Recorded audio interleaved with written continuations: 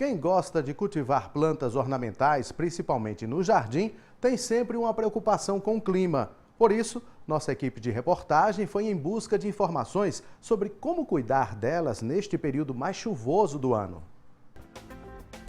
Elas enfeitam o ambiente e trazem harmonia para qualquer espaço. De solo ou de vaso são um encanto aos olhares, mas como todo ser vivo precisam de cuidados, principalmente no inverno. As plantas de sol, elas precisam ter uma adubação mais intensa, né?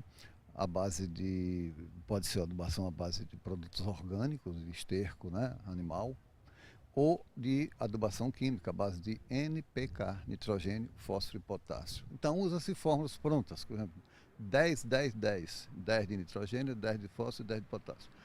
No caso das floríferas, há uma necessidade de se adicionar um pouco mais de fósforo, ou através do superfosfato simples, né, o duplo, ou através da própria fórmula contendo um teor de fósforo maior.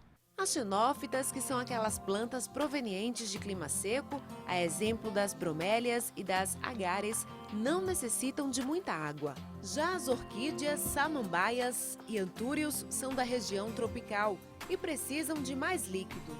Quando se faz o jardim, ele pode ser irrigado até 2 vezes ao dia, mas com o tempo vai reduzindo esse período, ele pode ser irrigado diariamente, no verão, no inverno, claro, não há nem necessidade de irrigação. Quando há uma época como a nossa agora de inverno, o índice de água que a planta necessita é muito menor, então provavelmente não precisa de irrigação constante como no verão. Ainda de acordo com o engenheiro agrônomo, a mudança brusca de clima não prejudica o desenvolvimento da planta. A planta não sobrevive sem a luz, sem o sol. É a questão que nós chamamos, os botânicos conhecem como fotossíntese, né? Ou assimilação clorofiliana.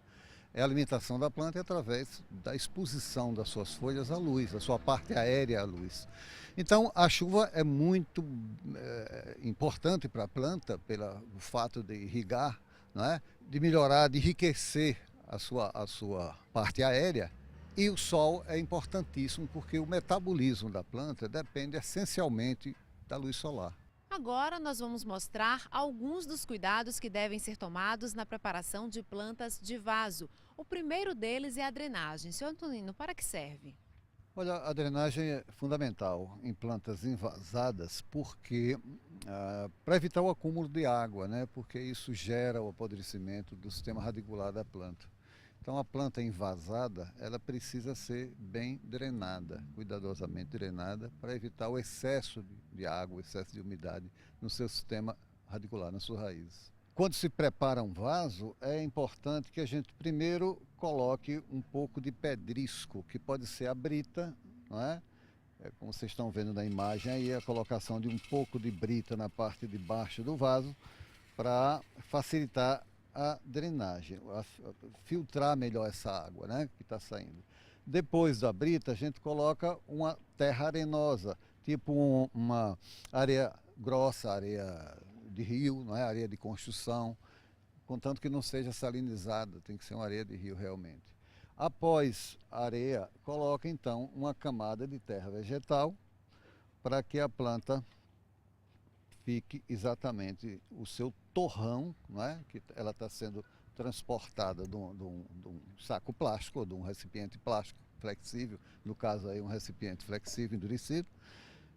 Uma das coisas importantes é que se remova como está sendo colocado ali. Primeiro é necessário a remoção do saco plástico ou desse contêiner, desse invólucro que está protegendo a planta. Após a remoção desse invólucro, no caso aí é só experimentalmente, mas ela teria que ser removido, aí se complementa com a terra vegetal, não é? Essa terra vegetal é uma terra oriunda de locais que têm um pouco de fertilidade no solo, geralmente são restos de mata, resíduos, restos de folha ou humus, não é? E colocando então o seu acabamento terminal, que pode ser com a argila expandida, que é uma argila apropriada, ou o seixo branco, como ele está colocando ali, só para dar um efeito mais estético, que não tem nenhuma outra função a não ser estética aí. Depois é pensar na periodicidade da irrigação, não é isso? Isso. É uma das coisas importantes, assim como nós pensamos na drenagem, temos que pensar na irrigação.